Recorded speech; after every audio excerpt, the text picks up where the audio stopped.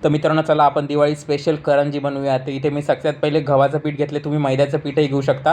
तर गव्हाचं पीठ घेऊन त्याच्यात थोडंसं स्वादानुसार नमक टाकून आता हे चांगल्या प्रकारे मळून घ्यायचं आहे. पातळ जास्त आणि जास्त घट्ट नाही, मध्यम मळायचं आहे. त्याच्यानंतर साईडला अर्धा तास ठेवूया. त्याच्यानंतर आता सारण बनवूया. ते मी सुकं खोबरं घेतलं, त्याला बारीक करून घ्यायचं. त्याच्यानंतर सुकं खोबरं बारीक सेपरेट करायचं. त्याच्यानंतर आता काजू, बदाम, इलायची घ्यायची, वेलची आणि चवीनुसार साखर घ्या, गूळ घ्या, तुम्हाला जे आवडेल ते घ्या. तर आता हे पण पेस्ट त्याच्यामध्ये मिक्स करायची. आपलं हे सारण रेडी आहे मित्रांनो. खोबरं आणि काजू बदाम पेस्ट हे सारण रेडी आहेत. आता एक पुरी लाटून घ्यायची मोठी, ती पातळ पुरी लाटून घेतलेली, जास्त पातळ नाही करायची, नाही तर करंजी फाटेल. त्याच्यानंतर आता हे सारण भरून घ्यायचं आणि असं अर्ध्या प्रकारे फोल्ड करून घ्यायचं. त्याच्यानंतर तुम्हाला हवी अशी डिझाईन याला बनवा आणि आता ह्याला ना पूर्ण डीप फ्राय करून घ्यायचं आहे, तळून घ्यायचं आहे. ह्याला तुम्ही शॅलो फ्राय नाही करू शकत मित्रांनो, तर ह्याला डीप फ्राय करून घ्यायचं. आपले करंजे रेडी आहे.